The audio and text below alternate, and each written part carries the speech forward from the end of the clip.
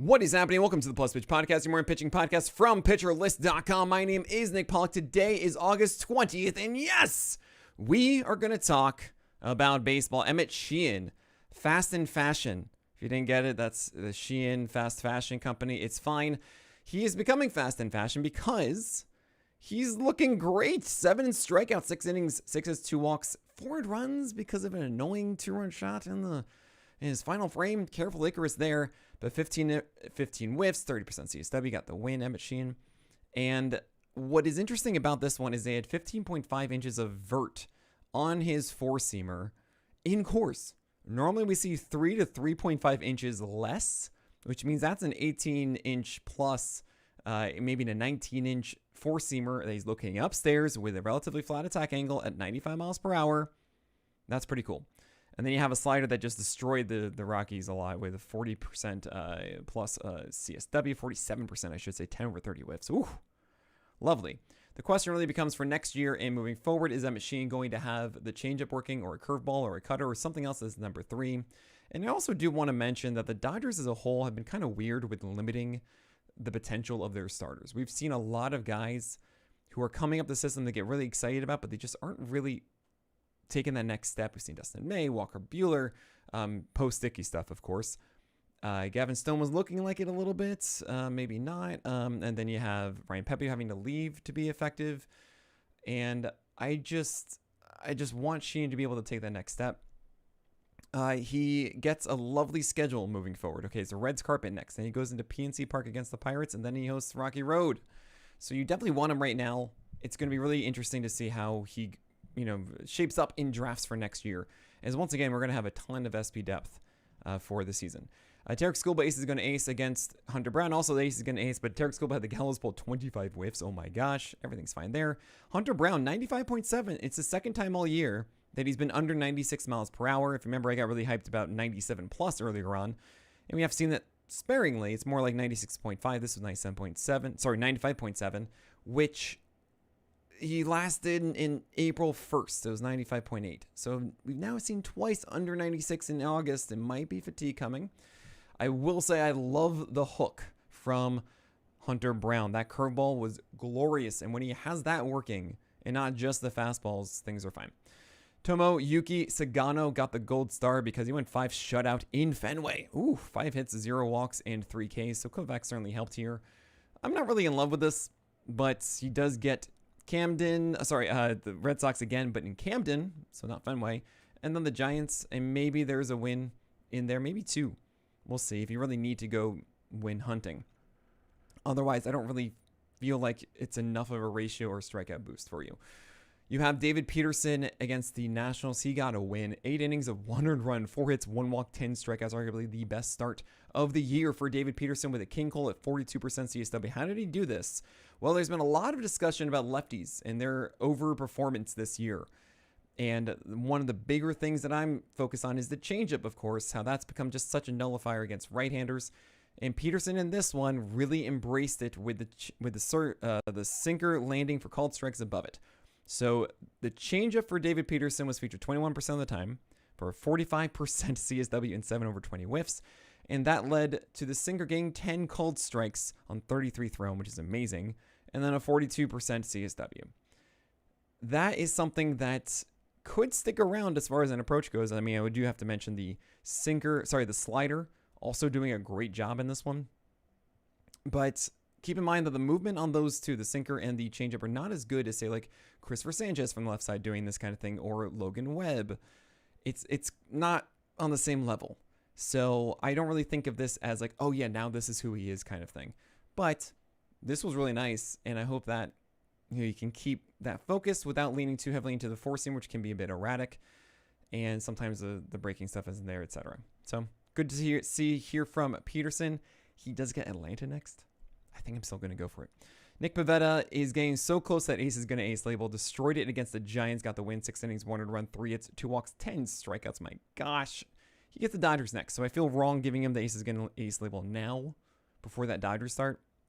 But if I were to give it to him now, I'm expecting him to be good there. So, right, we can just wait one more time. Also, he was the focus of the list this week. He was the featured pitcher. So there is no list curse. Stop saying that. Jameson Taillon against the Brewers came back from the IL against the Brewers. Had a fantastic game. Got the win, 6 innings, 1 run, 5 hits, 1 walk, and 4 strikeouts. He was battling a little bit against right-handers, snuck in some sinkers in there to surprise them, to stay away from the spin away, as he told me, with sweepers going away. He didn't have the best sinker command, though, and nor did he have the best cutter there. Against right-handers, he was really dotting four-seamers. I mean, this was really good to see. The changeup, he actually was telling me was feeling better than usual as far as shape goes. I mean, he had a 2 vertical and a 15 horizontal, which is really good for Jameson Taillon's changeup. Just think of it having like kick change kind of drop to it. So he was throwing those a lot against lefties, and they did not get burned, even though they were heavily over the zone. Something to keep an eye on there. He does get the Angels and then Coors and the Nationals. And considering how well he did against lefties here, I'm okay with it. Against the Angels is a little worrisome, but it is a cutter focus, and he is leaning on that sinker. So I think you're fine with all of this, even inside of Coors. For Jameson Taillon, it's an elite defense behind him. Good win chance. Max Scherzer against the Pirates got the win, speaking of which, and he's just helped you. Just keep starting Max Scherzer. 6 innings, 1 run, 4 hits, 3 walks, 4 Ks. Beautiful. Christopher Sanchez, as I just mentioned before, 6.1 innings of 2 runs, 6 hits, 2 walks, and 12 strikeouts. My gosh. 22 whiffs and a 41% CSW, which didn't earn any award, which is dumb. That should be a golden goal in any other night.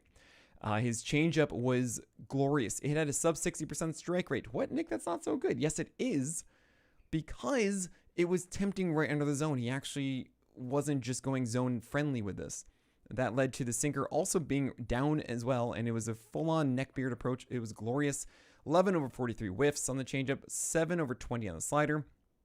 And what's kind of wild is that we're actually doing a lot of work under the hood about simulations and trying to really get to a point of having a full-on projection and playoff projection, all this kind of stuff.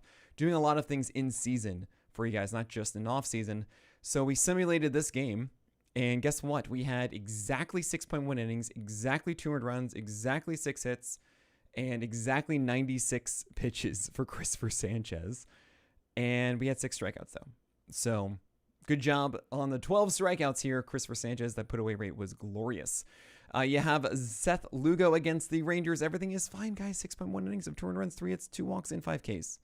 All right, we are just glorious and good, and everything is fine. Don't worry about Seth Lugo moving forward. Be happy that the four-seamer did its job, and he has the kitchen sink of things to mix around too. Curveball's still great. The sweeper wasn't really classified, but it really was a sweeper and a curveball in this. But yeah, they're great. We're cool. Carlos Rodon against the Rays got the win. 6 innings, 200 runs, 5 hits, 2 walks, and 5 Ks. We will take it, even though it's a 117 whip. And the duo of heaters and sliders worked well. Some good changeups in there. The sinker is actually kind of throwing down away 2 right-handers, and I'm not against it, but it did allow a hit in this one, and then also a hit against lefties, and I'm sure that he is not as confident in it because of that, which is a little annoying. But Carlos Rodon is settling after a rough stretch. Jacob Lopez against the Twins. He's cross-body, and it's still so deceptive. 6 innings, 2 earned runs, 4 hits, 1 walk, and 8 strikeouts, over 7 feet of extension on the four-seamer and the sinker. And it's good to see that the four-seamer had a sub 40% zone rate, as he's trying to stay out of the zone, be attempting, offering tease guys a bit, and then the cutter comes back over, then the sweeper comes back over. And the changeup didn't actually do that well. It actually allowed one of the solo shots. And that's also a big part of this that wasn't even there. You got to keep holding on to this as long as he has a rhythm to get the strikes with the secondaries.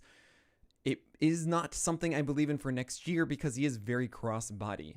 And that means you're going to have the ceilings and the floors of hipster life. There you go. That's the sentence I really wanted. He's going to have the ups and downs that are going to drive you crazy. Merrill Kelly against the Royals, 6 innings, 200 runs, 2 hits, 0 walks, and 3 Ks. Yep, that is Merrill Kelly. That is what a stable floor looks like.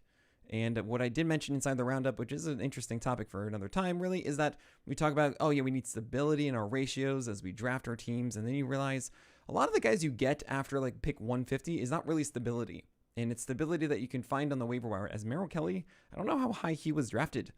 And you likely could have gotten him as a waiver wire pick. It's kind of wild. You have Walker Buehler not doing anything exciting, and 4 innings of 200 runs, 4 hits, 4 walks, 4 Ks, and I just don't get it. Why are the Red Sox starting him And not like Richard Fitz and Criswell, who actually did really well. Like, why? What's the point? Move on. You got to win all these games. Joe Ryan went 4 innings and 2 earned runs, 6 hits, 1 walk, 2 Ks. Very unfortunate as an ace because the four-seamer got hit for foul balls a lot and wasn't as efficient with it, and the other stuff didn't really help much. And there goes your pitch count at 87 pitches. That's baseball. It happens. Kai Tang against the Padres, 3.1 innings of 2 earned runs in 80 pitches, 3 hits, 1 walk, 4 Ks. You see the spin, and it's interesting, the curve and the sweeper, but it's just the command isn't all there, and you can't just throw those. He has to throw in more four-seamers and sinkers. Otherwise, guys are going to, they're really planning for it. They're able to foul it off effectively. So you have to figure this out a little bit more. Tang. All right, we have other guys to talk about. Hunter Green, Michael McGreevy, Brandon Woodruff, Eduardo Rodriguez, and many, many others to talk about. And we're going to do that after this break. Hunter Green, 6.1 innings of 300 runs, 6 hits, 0 walks, and 12 Ks. This was a careful Icarus, as in the 7th he allowed 2 more runs, which is so annoying because it was so good.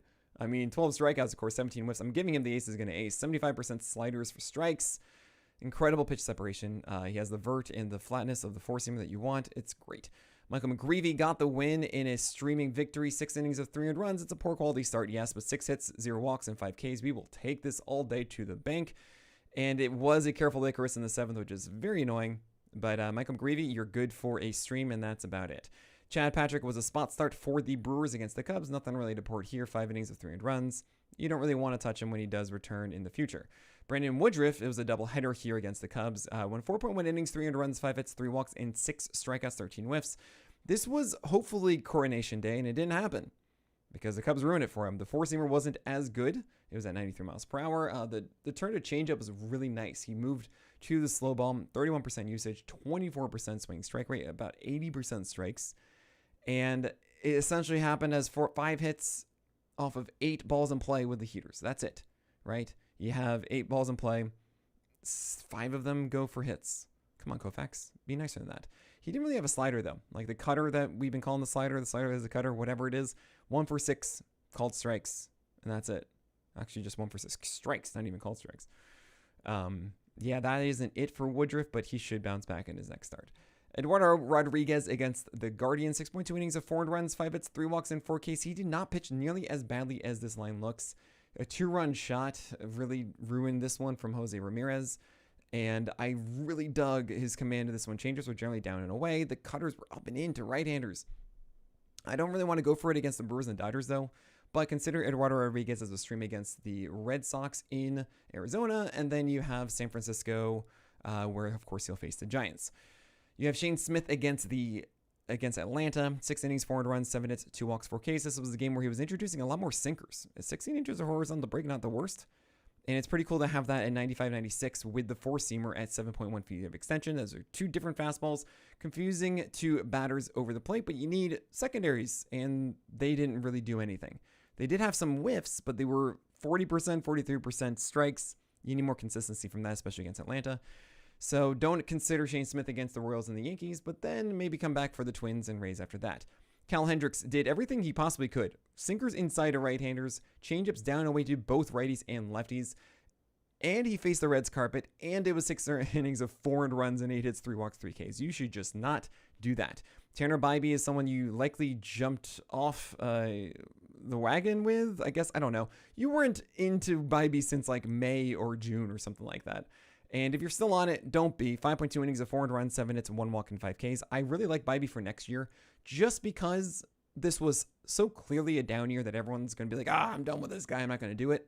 And who knows? Maybe he's just good out of the gate. You know? He's going to be free. Likely. I just think that Tanner Bybee is going to be someone to circle, at least at the very end of your drafts next year. It's just like, why not? Matthew Boyd against the Brewers got the win. 5.1 innings of 400 runs, 6 hits, 3 walks, and 3 Ks. This was a terrible game of just bad command down the middle of the plate with his four-seamer changeup. Then when the changeup wasn't down the middle of the plate, it was donut command because it was a big mistake, either too high or too low. Oh, man. Yeah, it's just a bad day at the park for Matthew Boyd. We did see the return of Bryce Miller. 5 innings, 400 runs, 4 hits, 2 walks, and 4 Ks. And you go, 4 earned runs. Yeah, he allowed 2 solo shots.